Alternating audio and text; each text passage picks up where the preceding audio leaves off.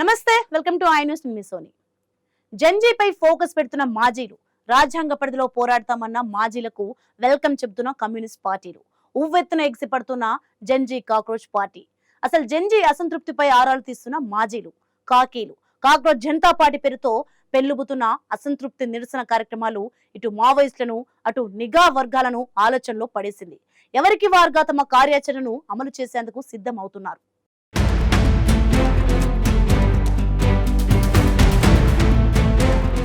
CPI Maoist party polit bureau సభ్యుడు Tippiri Tirupati alias Devji అజ్ఞాతం వీడిన తర్వాత పలు ఇంటర్వ్యూలో మాట్లాడుతూ తమ పార్టీపై నిషేధం, తమపై ఉన్న కేసులు ఎత్తివేస్తే రాజ్యాంగ పరిధిలో ప్రజల కోసం పనిచేసేందుకు సిద్ధంగా ఉన్నామని, ఇంతకాలం అజ్ఞాతంలో పనిచేశామని, ఇప్పుడు బహిరంగ పనిచేస్తామని, దీంతో తోటి కామ్రేడ్స్ కు పిలుపునిస్తానని ప్రకటన చేశారు.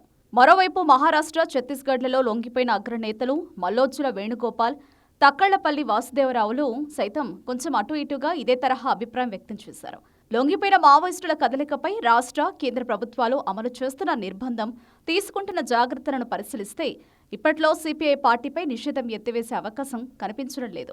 ఓవైపు ఆపరేషన్ కగార్ తీవ్ర స్థాయిలో మన దేశంలో కొనసాగుతున్న సమయంలోనే శ్రీలంక, నేపాల్లో జెన్జీ ఆధ్వర్యంలో తిరుగుబాటు ఉద్యమాలు జరిగాయి. మన జెన్జీ యువతలో సైతం నేపాల్, శ్రీలంక తరహాలో అసంతృప్తి ఉందనేది మాజీల అంచనా.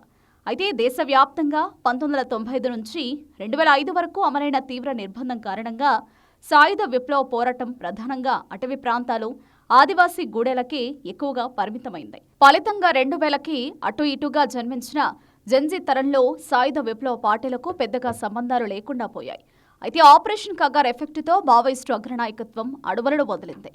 రాజ్యాంగ పరిధిలో ప్రజా పోరాటాలకు సిద్ధమని ప్రకటించింది. అయితే ఏ తరహా పోరాటం చేయాలి, ఎవరి కేంద్రంగా పోరాటాలు చేయాలనే ఖచ్చితమైన కార్యాచరణకు మాజీ మావోయిస్టులు రాలేకపోతున్నారు. మార్క్స్ ప్రతిపాదించిన కమ్యూనిస్టు సిద్ధాంతం, లెనిన్ అమలు పరిచిన రాజకీయ కార్యాచరణలను అమల్లో పెట్టే ప్రధాన స్రవంతికి చెందిన సిపిఐ, సిపిఎం, సిపిఐ వంటి రాజకీయ పక్షాలు మాజీ మావోలకు తమ పార్టీలోకి రావాలంటూ రెడ్ కార్పెట్ పరిచాయి. మావోయిస్టులు చేసే లీగల్, పొలిటికల్ అఫైర్స్ కు తమ మద్దతు ఉంటుందని బేషరతు మద్దతు ప్రకటించాయి. అయితే ప్రధాన స్రవంతిలో పనిచేసే కమ్యూనిస్టులను రివిజనిస్టులుగా పేర్కొంటూ దశాబ్దాల తరబడి మావోయిస్టులు ఎడంగా ఉంటూ వచ్చారు. ప్రస్తుతం గడ్డు పరిస్థితులు ఉన్నంత మాత్రాన రివిజనిస్టు నీడలో పనిచేయడం సబబా కాదా అనే మీమాంస లొంగిపోయిన మావోయిస్టు నేతల్లో మెదులుతున్నట్టు సమాచారం.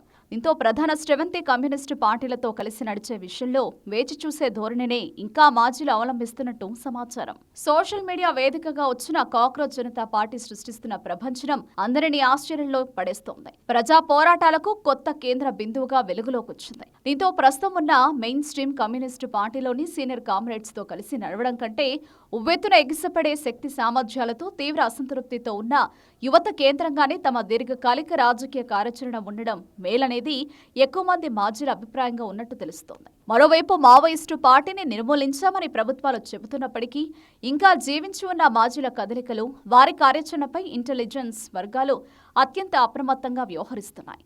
నిర్బంధం విధిస్తున్నారు అనే అభిప్రాయం కలగకుండానే ఎక్కడికక్కడ మాజీ మావోల ఎత్తుగడలకు చెక్ పెట్టే ప్రయత్నం చేస్తూ వస్తున్నారు. దీంతో నిన్న మొన్నటి వరకు యాంటీ మావోయిస్ట్ ఆపరేషన్లో కీలకంగా అడవులకు దగ్గరగా పనిచేసిన కాకీలు ఇప్పుడు జెన్జీల అడ్డా అయిన సోషల్ మీడియాలోకి ఎంటర్ అవుతున్నారు. మారు గుర్తింపులతో ఖాతాలు తెరుస్తున్నారు. గడిచిన 2 వారాలుగా అన్ని జిల్లాల్లో ఈ తరహా ధోరణి కనిపిస్తోంది. జెన్జీ అడుగులు ఏంటనేది అన్ని వర్గాలకు గమనించదగ్గ అంశంగా మారిపోయింది.